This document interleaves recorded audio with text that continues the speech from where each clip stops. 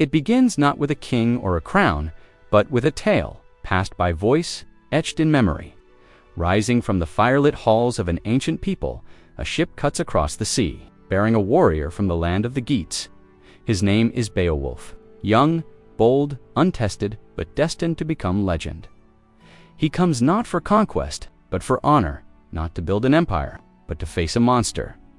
This is the story of Beowulf, the mythic hero who battled beasts to win glory, and whose tale still echoes from the soul of Anglo-Saxon England to the myths of our modern world. The story of Beowulf emerges from a world we barely remember, a world before the Norman conquest, before the Christian kingdoms of England. Between the 8th and early 11th centuries, a poet unknown to history composed a long epic in Old English. It was not written down immediately, but passed from memory to voice. Shaped by oral tradition, the poem describes events in Scandinavia, the lands of the Danes, the Geats, and the Swedes, and yet it was written by an Anglo-Saxon, for an Anglo-Saxon audience.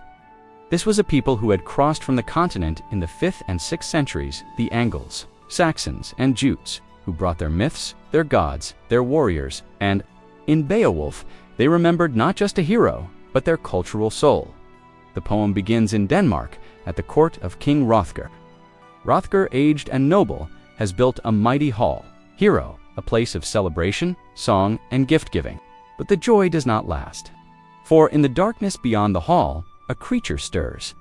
Grendel, a beast born of exile and hatred, comes by night. He slaughters Hrothgar's warriors, drags them from their beds, and devours them. For 12 winters, Hero stands under a curse no blade can stop him. No warrior dares face him until Beowulf comes. He sails across the Whale Road with a band of chosen men. He is young, but already strong, the greatest of the Geats. He seeks not gold, but the glory of testing himself against evil. He greets Hrothgar not with flattery, but with a vow. I have come to cleanse your hall of this terror. I shall fight. Grendel, with no weapon, hand to claw, strength to strength. That night, the hall is filled with anticipation. Beowulf lies in wait. Grendel comes massive, brutal, confident. He breaks the door with a single blow and begins his feast. But this time, he meets resistance. Beowulf rises. He grips the monster's arm with a force it has never known. They clash strength against fury until Beowulf tears Grendel's arm from its socket.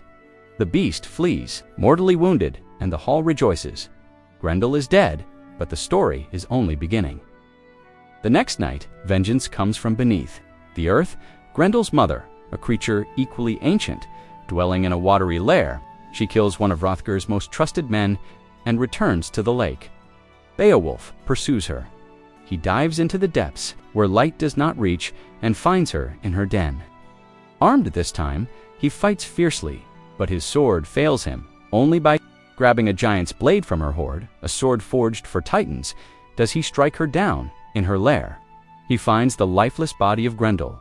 Beowulf beheads it and returns. Victorious, Hrothgar offers Beowulf riches, praise, and wisdom. He speaks to the young warrior of the nature of power, how strength fades, how pride must bow to time. Beowulf returns to Geatland not as a mere warrior, but as a man tempered by trial. He serves his king with loyalty. And when the king dies, Beowulf becomes ruler himself, not by ambition, but by duty. He rules for 50 winters in peace and wisdom, but peace never lasts forever. In his old age, a dragon awakens, disturbed from its slumber by a thief, who steals a cup from its hoard. The beast unleashes fire upon Beowulf's kingdom. Once more, the hero takes up arms, but this time he is no longer young. His strength has waned. His companions falter. Stand by him. Together, they face the dragon. Beowulf slays it, but not before he is mortally wounded. Dying, he looks upon the treasure he has won not for himself, but for his people. His final words are calm, resolute. Now I can die, knowing I did not lie to my people. I have held this kingdom well. He asks for a burial mound by the sea, so that sailors might remember his name, and then he dies. Beowulf is laid upon a pyre. His people mourn, not just for the man, but for what he symbolized: courage, loyalty, selflessness. They say, of all the kings of earth, He was the gentlest and most gracious, the kindest to his people, and the keenest for fame. With his death, the Geats feared the end of their glory. The poem ends not with triumph, but with solemn reflection, a reminder that all empires fade, all strength falters, but honor endures. Beowulf is not history. There is no proof that Grendel, his mother, or the dragon ever existed. The hero himself may have been inspired by real figures, perhaps a remembered warrior from centuries before. But his battles are myth. Yet in that myth lies truth. Beowulf reflects the values of the Anglo-Saxon world: bravery, loyalty, strength tempered by humility. The Hall of Hero represents order, Grendel, the threat of chaos, the dragon, the inevitability of death, and Beowulf stands between them, not to defeat death, but to face it with dignity. His story is about the human will to confront darkness, even knowing it cannot be fully conquered.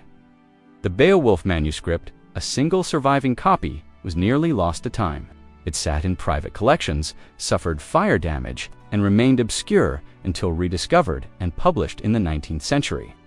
Since then, it has become the cornerstone of English literature, studied, translated, adapted.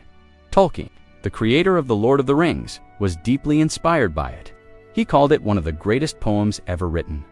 Modern retellings from novels to films have recast Beowulf as a tragic hero, an anti-hero, even a flawed man caught between worlds. Each age finds in him what it needs. Beowulf's power is not in magic or myth. It is in the silence before the battle, in the vow to fight what others fear, in the acceptance that all glory fades, but that honor, chosen freely, lives on. He was a Geat, a warrior, a king. And though he fought beasts no man ever saw, he still speaks to us from across 1,000 years of courage, of mortality, of what it means to meet fate standing. His name may be carved in runes, but his story is carved in the human heart, for in every age, in every land, we still need a Beowulf.